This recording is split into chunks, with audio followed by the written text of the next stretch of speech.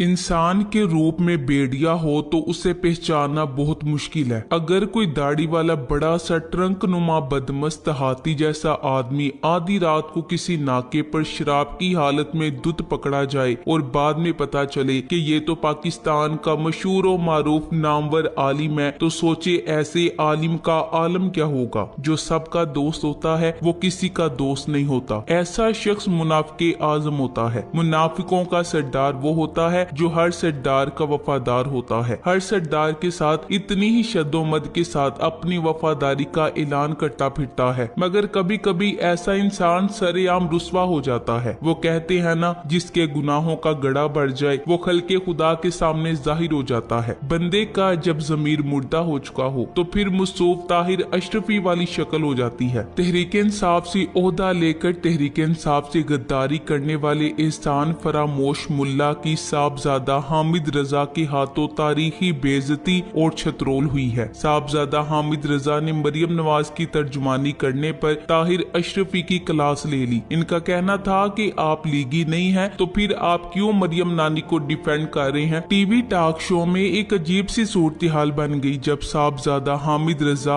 और मौलवी ताहिर अशरफी ने एक दूसरे के कपड़े उतारने शुरू कर दिए। ये इज्जत के कपड़े हैं जिसके पीछे इंसान छुप कर बैठा होता है। ताहिर अशरफी के करतूतों को भी साहबजादा हामिद रजा ने सरेआम खोलना शुरू कर दिया तो ये शख्स भी अपने आपे से बाहर हो गया। हामिद रजा साहब ने भी अशरफी की खूब छतरोल की और ऐसे में बिल्कुल ठीक मिसाल जावेद हाशमी की मिसाल देकर बताया कि बेवफाई क्या चीज होती है, बेवफाओं का हाल क्या होता है। क्लिप देखें। अल्लाह ताला ने हमें इन मंसूबों से बहुत बालातर रखा है। आपने तमाम मराहत इस्तेमाल किए हैं। आपको तो इतनी तमीज नहीं है कि गुफ्तगू का तरीका क्या है, गुफ्तगू किस तरीके के साथ की जाती है। आप हर वक्त बदतमीजी पर आमादा नजर आते हैं, हर वक्त बदतमीजी पर आमादा नजर आते हैं। आपको गुफ्तगू करने के आदाब नहीं है। आपको ये नहीं पता कि जब आपकी गुफ्तगू के दरमियान कोई आदमी नहीं बोला तो आपको बोलने का हक नहीं है।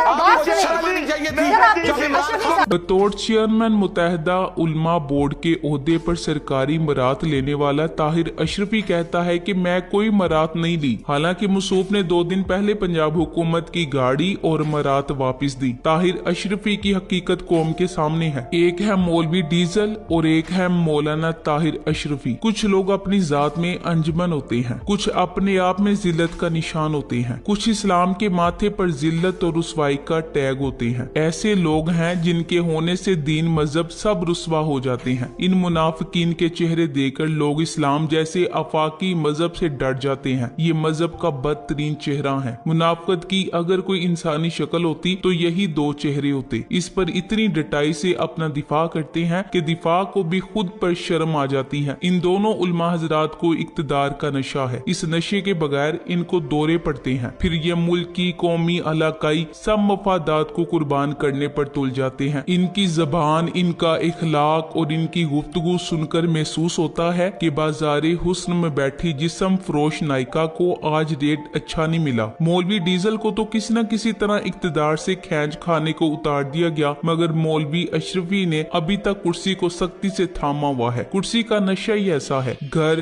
गाड़ी, तनख्वाह, नौकर चाकर, मरात, किसका दिल करता है कि वो उसूल परस्ती के पीछे इन सब को छोड़ दे। इंसान वैसे भी बेकार हो और जिंदगी में इसका कोई मसरफ ना हो तो इसके लिए सरकारी कुर्सी बेहतरीन जगह है। इस कुर्सी पर बैठकर इसे मजबूत करने के तरीके सोचता रहे। एक हुकूमत जाए और दूसरी आए तो इसको इसके साथ अपने मरासिम किस तरह पक्के करने हैं, दूसरी जाए तो नए आने वाले हुक्मरानों के साथ किस तरह अच्छे ताल्लुकात रखने हैं, इसका कुछ बंदोबस्त किया जाए। और जब अपनी जिंदगी गुजर जाए तो अपने बच्चों को अपनी जगह पर बिठा दिया जाए। फिर ताउम्र वो इक्तदार के मजे उठाएं और अपनी नस्लों के लिए रास्ते हमवार करें। इस सब में मुल्क, कौम, नजरिया सब जाए भाड़ में। मौलवी अशरफी को साहबजादा हामिद रजा ने सिर्फ आईना दिखाया है। साहबजादा ने इमरान खान हुकूमत में काम किया और जब इमरान खान की हुकूमत खत्म हो गई तो वो भी अपने ओहदे से मुस्ताफी हो गए। मगर वक्त ने देखा कि मौलवी ताहिर अशरफी इमरान खान से पहले भी हुकूमत में थे और जब इमरान खान की हुकूमत गिरा दी गई तो नई इम्पोर्टेड हुकूमत का भी हिस्सा बने रहे और पूरे शद्दोमद से बने हुए हैं। इमरान खान की हुकूमत से भी इनके गहरे मरासिम थे और मौजूदा हुकूमत से भी इनके गहरे रवाबत है। नई आने वाली हुकूमत से भी इनके मरासिम और रवाबत ऐसे इसे शद्दोमद से होंगे। वो कहते हैं ना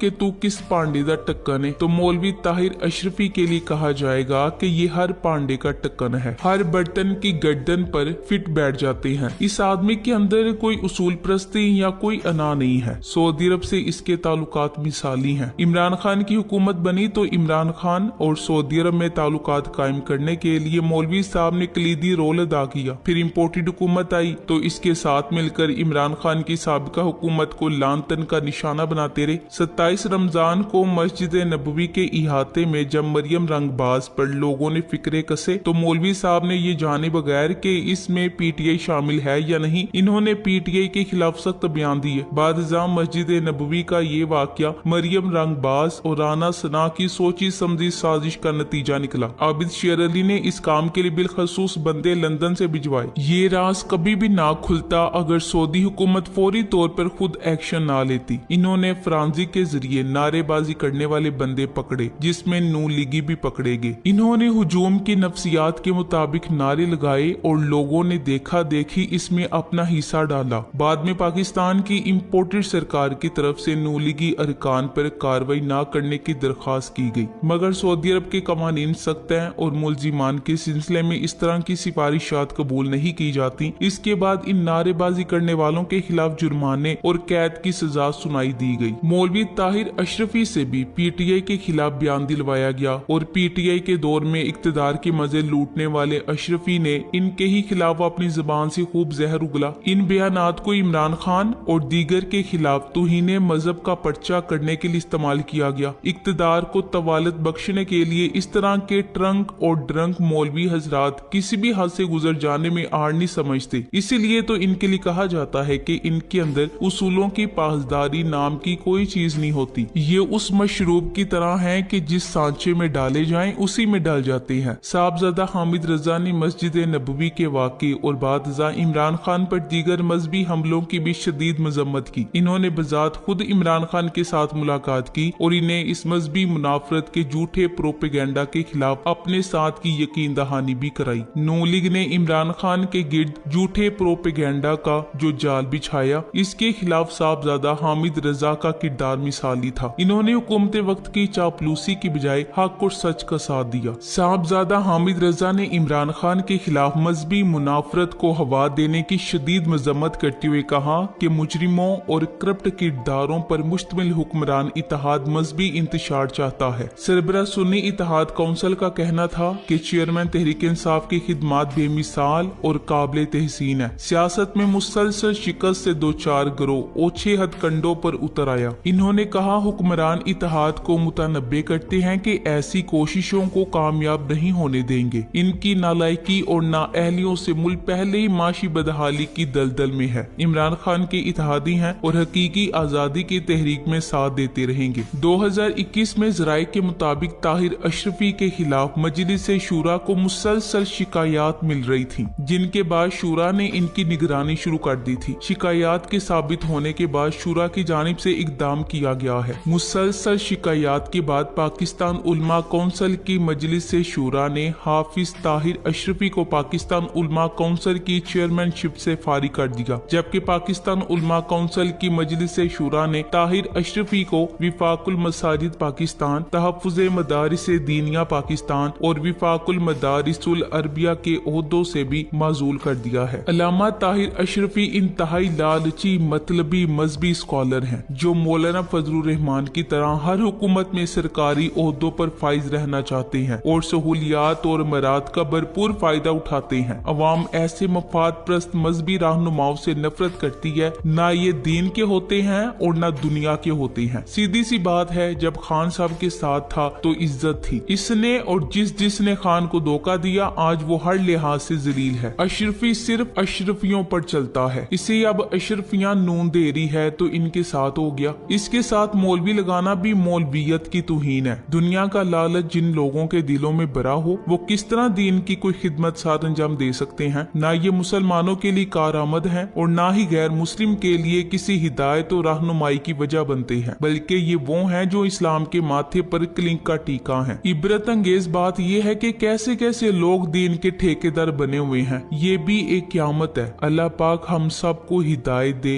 आमीन। आमीन। हार्ट देख का चमचा है ये अशरफी, हार्ट देख का ढक्कन है ये। कई बार नाकों पर शराब में दूध पकड़ा जाता है, माफी तलाफी के बाद छोड़ दिया जाता है। ये शख्स हज और उम्रे का काम भी करता रहा है, मगर चूंकि इसमें पैसे नहीं बना सका इसलिए इसने वो काम छोड़ दिया। एक मशहूर मुसन्निफ ने इस पर एक आर्टिकल लिखा है जिसका नाम है चपड़ासी से तख्ते शाही तक। इस मजमून को पढ़कर कोई भी इंसान अशरफी के करतूतों से अच्छी तरह वाकफियत हासिल कर सकता है। किस तरह ये एक चपड़ासी से तरक्की करते हुए शरीयत काउंसिल का ओहदेदार बन गया, मुजाहिदीन को सरहद पार कराने में भी मुलविस रहा। कई मुजाहिदीन को पैसे लेकर इसने पकड़वा दिया। दरअसल पैसा ही इनका खुदा है, इसके लिए इन्हें अपने बच्चे भी बेचने पड़े तो बेच देंगे। ये आदमी खुफिया कुव्वतों का टऊट है और इन कुव्वतों की वजह से ही ये हमेशा किसी न किसी तरह पाकिस्तान के ईमानों में मौजूद रहा है। देखा जाए तो प्रोग्राम में मुसलसल बोलकर दोनों ने जहालत का सबूत दिया है। इतने बड़े ओहदों पर पहुंच गए, मगर जहनियत वही बचगाना है कि अगर मैं चुप हो गया तो जलील हो जाऊंगा, लिहाजा बोलते रहे, चाहे किसी को समझ में आए या ना आए, शोर तो डाल ही जाएगा। मगर साहबजादा हामिद रजा साहब ने जिस तरह इस मोटू की तबीयत साफ की है, अल्लाह नजरे बद से बचाए और फसादियों के शर से महफूज रखे, आमीन। Thanks for watching. Allah Hafiz.